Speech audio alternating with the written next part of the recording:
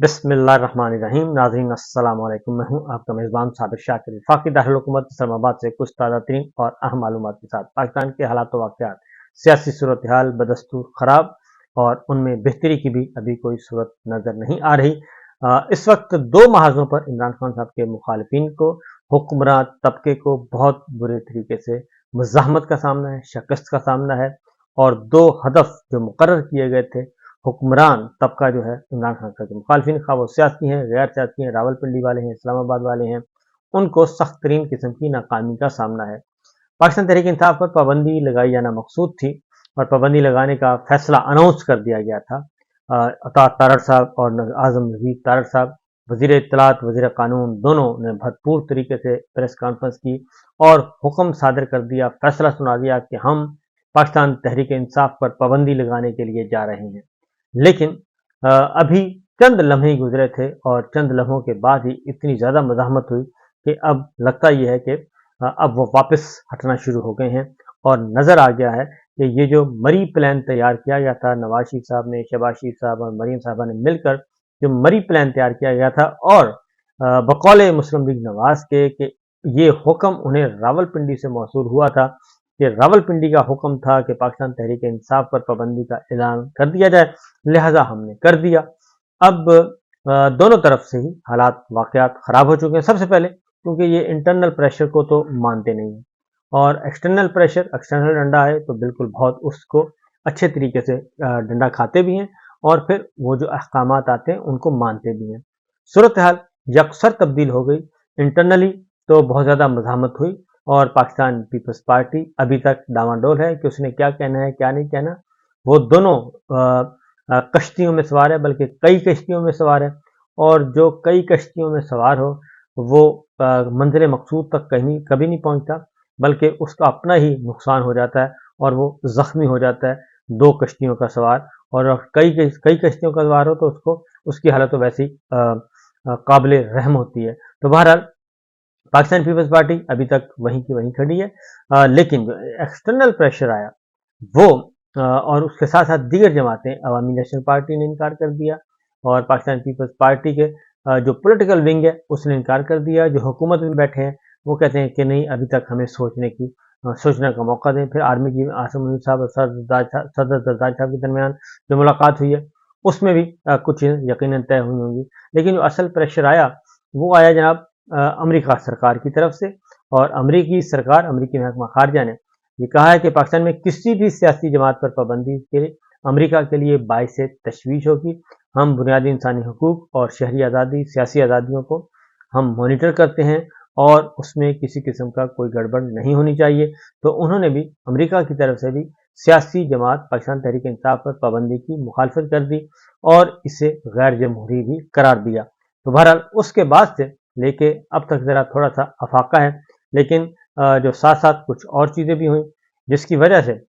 ये फिर मीडिया का प्रेशर, फिर पब्लिक का प्रेशर और फिर अवामुन्नास का प्रेशर, वो इतना रद्द अमल आया कि पाकिस्तान तहरीक इंसाफ जो है वो दोबारा से मज़ीद उनके कारकुनों में जोश और वलवला आया। इसलिए अब ये प्रोजेक्ट जो है वो नाकाम जब देखा कि ये तो बात नहीं बन रही, सारी की सारी सियासी जमातें भी नाराज़ और फिर अमेरिका सरकार भी नाराज़ और इसको यूरोपीय यूनियन भी देखेगा, सब के सब देखेंगे, तो ये बात नहीं बन रही। लिहाजा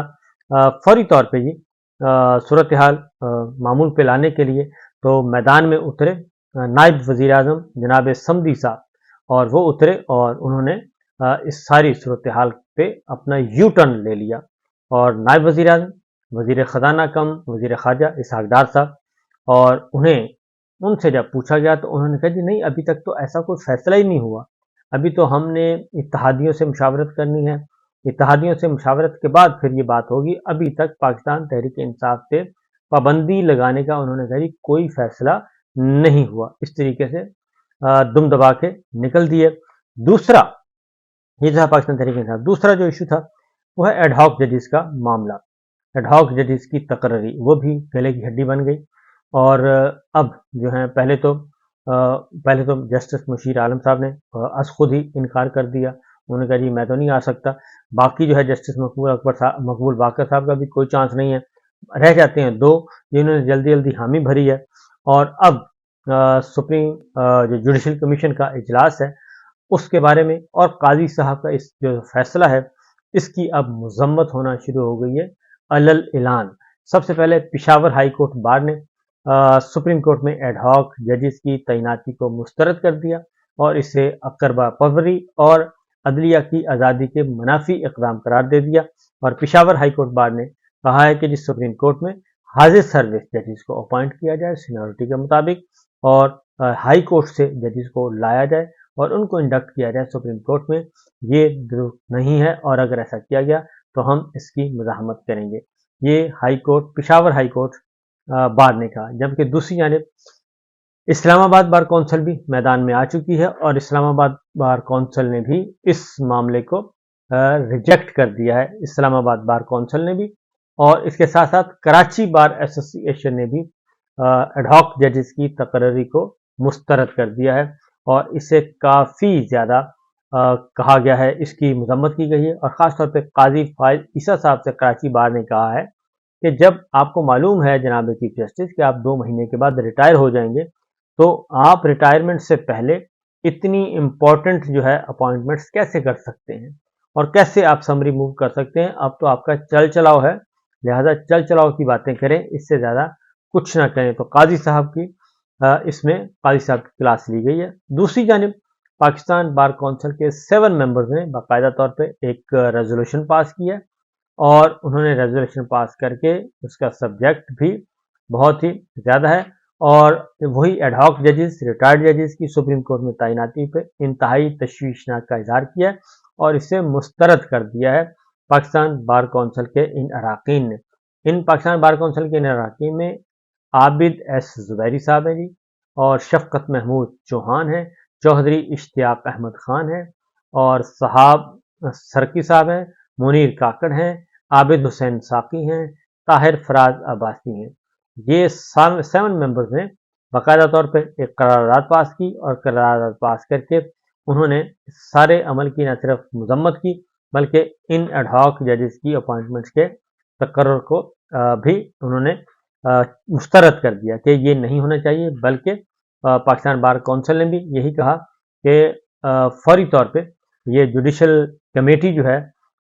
वो इसको एंडोर्स ना करे। जुडिशल कमेटी से कहा गया, जुडिशल कमीशन से, कि वो जजेस कमेटी जो है उनसे कहा गया कि ये बिल्कुल इसको एंडोर्स मत करें और पार्लियामेंट्री कमेटी को कहा गया कि अगर जुडिशल कमीशन इसको एंडोर्स करता है तो पार्लियामानी कमेटी जो है वो इसको कम से कम रोके क्योंकि ये आज़ाद अदलिया के मुनाफी इक़दाम है। इस तरीके से Pakistan bar council number 1 Pakistan bar council, फिर Islamabad bar council, Islamabad bar association, Peshawar high court bar association और उधर से कराची बार एसोसिएशन, इन सब ने इस सारे मामले को रिजेक्ट कर दिया और एडहॉक जजेस की तैनाती जो है उन्होंने कहा कि ये सारे का सारा 2 नंबर काम है और ये नहीं होना चाहिए। ये सूरत हाल इस वक्त हम देख रहे हैं। जबकि पाकिस्तान तहरीक इंसाफ ने भी उसके जो लायर विंग है इंसाफ लायर विंग, उन्होंने भी जारी किया है। उन्होंने पाकिस्तान तहरीक इंसाफ की तरफ से कहा गया है कि सुप्रीम कोर्ट में एडहॉक जजेस की तैनाती की हम भरपूर मुखालफत करेंगे। 2015 से सुप्रीम कोर्ट में किसी एडहॉक जज की तकर्री नहीं हुई। असूली तौर पर यह फैसला किया गया है कि एडहॉकिज्म आज़ाद अदलिया के लिए आज़ाद अदलिया के मुतनाफी है, आज़ाद अदलिया के मुनाफी है। छुट्टियों के दौरान एक साथ 4 जजेस की एडहॉक तकर्री गैर जरूरी है। इससे केसेस का बोझ कम नहीं होगा बल्कि पूरी सुप्रीम कोर्ट और उसके जजों पर समझौता होगा और खदशा है कि इस इकदाम का मकसद पाकिस्तान तहरीक इंसाफ की मखसूस नशिस्तों का फैसला और पार्टी को जो है वो कलअदम करार दिया जाना है और चीफ जस्टिस को ऐसे नाजुक वक्त में अदालती तनाजात से गुरेज करना चाहिए। जब ये सब कुछ हो गया तो एक तरफ पाकिस्तान तहरीक इंसाफ पे पाबंदी और दूसरी तरफ एडहॉक जजेस की तैनाती। तो ख्वाजा आसिफ साहब भी आ गए हैं, उन्होंने भी कहा कि जी पाकिस्तान तहरीक इंसाफ पर पाबंदी पार्लियामेंट के में इत्तेहादियों से मुशावरत से करेंगे। दूसरी जानिब जजेस की अपॉइंटमेंट, इसके बारे में भी शदीद तरीन मज़ाहमत हो रही है। इंसाफ लायर्स फोरम की भी सुप्रीम कोर्ट में एडहॉक जजेस की तकर्री की मजम्मत की गई है और मरकजी सेक्रेटरी जनरल इंसाफ लायर्स फोरम मुअज़्ज़म भट्ट ने भी बयान जारी किया और उन्होंने भी इसको कानून और आइन के मुनाफी करार दिया है اور آزاد عدلیہ پر اس کو حملہ تصور کیا ہے۔ سپریم کورٹ آف پاکستان میں ایڈ ہاک ججز کی تقرری کے معاملے میں پاکستان تحریک انصاف نے باقاعدہ طور پر ایک سٹیٹمنٹ ایشو کی ہے اور سپریم کورٹ میں ایڈ ہاک ججز کی تقرریوں کو غیر شفاف، غیر ضروری اور خلاف عدل قرار دیا ہے، اور ایڈ ہاک ججز کی تقرری کی کوشش چیف جسٹس آف پاکستان اور مینڈیٹ چوٹ سرکار کے مابین مکا کا نتیجہ ہے۔ سپریم کورٹ کو فرد واحد کی چوپال بنانے کی کوششوں کی ہر سطح پر مخالفت اور مزاحمت کا اعلان کیا گیا ہے، اور مخصوص نشستوں کے معاملے میں تاریخی اکثریتی فیصلے کے بعد سپریم کورٹ کو باضابطہ تباہی کے گھاٹ اتارنے کے منصوبے میں تیزی لائی گئی ہے، اور ایڈ ہاک ججز کی تقرری کے ذریعے سپریم کورٹ کی حقیقی ساخت تباہ کر کے مصنوعی طریقے سے فرد واحد کی عددی برقیت کا اہتمام کیا جا رہا ہے، اور ایڈ ہاک ججز کی آڑ میں واضح تعصبات اور نہایت قابل اعتراض کردار کے حامل ججوں کو پھر سے سپریم کورٹ کا حصہ بنانے کی کوشش کی جا رہی ہے، کیونکہ یہ ججز ہیں یہ پہلے سے ہی متنازع ہیں اور ریٹائرڈ ججز، اور ان کو دوبارہ اگر لایا جائے گا سپریم کورٹ میں اور ریٹائرڈ ججز سے فیصلے لیے جائیں گے تو ویسے ہی غلط ہے، کیونکہ اگر سپریم کورٹ میں ججز کی کمی ہے اور مقدمات کو سننا ہے، اس کا بہترین طریقہ ہے کہ ہائی کورٹس کے سینئر ججز کو آپ سپریم کورٹ میں بلائیں اور ان سے کام لیں۔ ایڈ ہاک ججز کی آڑ میں واضح تعصبات اور نہایت قابل اعتراض کردار کے حامل ججوں کو پھر سے سپریم کورٹ کا حصہ بنانے کی کوشش کی جا رہی ہے، جس کی مذمت کرتے ہیں۔ پاکستان تحریک انصاف نے کہا کہ ان ججز میں ایک شخص وہ بھی شامل ہے جو بطور نگراں شہریوں کے بنیادی حقوق کی پامالیوں، لاقانونی کی سرپرستی کرنے، دوران انتخاب لیول پلینگ فیلڈ چھیننے اور عوام کے ووٹ کے حق پر کھلا ڈاکہ ڈالنے جیسے شرمناک جرم میں شریک رہا ہو۔ ایڈ ہاک ججز کے ذریعے سپریم کورٹ کو من پسند افراد کی اماریہ بنانے سے پہلے چیف جسٹس کا فائدہ سینیورٹی کا مسلمہ اصول پیروں تلے روند کر عدالتوں کو غیر اعلانیہ ڈکٹیٹرشپ کی چوپال بنانے کی کوشش کر رہے ہیں، اور آئین سے وفادار بااصول ریٹائرڈ ججز توقع ہے کہ وہ عدالت کی تباہی کے اس مکروہ عمل کا حصہ نہیں بنیں گے۔ یہ پاکستان تحریک انصاف کی طرف سے جاری کیا گیا ہے، اور دوسری جانب عمران خان صاحب نے ایک سٹیٹمنٹ ریکارڈ کروائی ہے جی، اور انسداد دہشت گردی کی عدالت کے سامنے، اور انہوں نے کہا ہے کہ 9 مئی کے تمام الزامات انہوں نے کہا کہ میں مسترد کرتا ہوں، مجھ پر بے بنیاد الزامات ہیں، 9 مئی کو تو میں وہاں موجود ہی نہیں تھا اور مجھے گرفتار کر لیا گیا تھا، مجھے کہتے ہیں معافی مانگو، تو میں کہتا ہوں کہ آپ نے سب کچھ کیا ہے اور فوٹیج آپ نے چوری کروائی، سب کچھ آپ نے کیا 9 مئی کو، تو معافی آپ مانگیں، کیونکہ ہمارا نقصان ہوا ہے، آپ کا نقصان نہیں ہوا۔ میری 28 سال کی سیاسی جدوجہد میں ایک بھی پرتشدد کارروائی نہیں ہوئی اور کبھی پرتشدد کارروائیوں کا نہیں کہا۔ میری خواہش تھی کہ انڈیپینڈنٹ انکوائری ہوتی اور سپریم کورٹ نے میری گرفتاری غیر قانونی قرار دی تھی۔ یہ عمران خان صاحب نے کل ویڈیو لنک کے ذریعے جو ہے وہ لاہور کی انسداد دہشت گردی عدالت کو باقاعدہ طور پہ اپنا بیان ریکارڈ کروایا ہے۔ سپریم کورٹ نے میری گرفتاری غیر قانونی قرار دی تھی، کیپٹل ہل میں ویڈیوز کی بنیاد پر سزا ہوئی اور یہاں پہ ویڈیوز ہی غائب کر دی گئی۔ وزیر آباد مجھ پر حملہ ہوا، گولیاں مجھے لگی، میں درخواست دی کہ جناب فیصل نصیر پر پرچہ ہو، لیکن انہوں نے میری درخواست پر عمل درآمد نہیں کیا، میرے گھر پر حملہ کیا گیا۔ میں نے پرامن احتجاج کا کہا تھا، 9 مئی کو جلاؤ کھراؤ جوڈیشل انکوائری کے لیے سپریم کورٹ میں درخواست دے رکھی ہے، میرے اوپر وزیر آباد میں حملہ ہوا، میری حکومت کے باوجود میری مرضی کی FIR درج نہیں کی گئی، اور عمران خان صاحب نے کہا کہ اسلام آباد ہائی کورٹ CCTV کیمروں کی فوٹیج بھی غائب کر دی گئی۔ یہ سب کچھ ہوا اور اس لیے انہوں نے کہا کہ یہ سارے کے سارا ظلم ہمارے ساتھ ہو رہا ہے، میرے ساتھ ہو رہا ہے، تو معافی مجھے نہیں بلکہ ان کو مانگنی چاہیے جنہوں نے سارا کچھ کیا ہے۔ باقی خبریں انشاءاللہ اگلے ولاگ میں، اجازت دیجیے، اللہ حافظ۔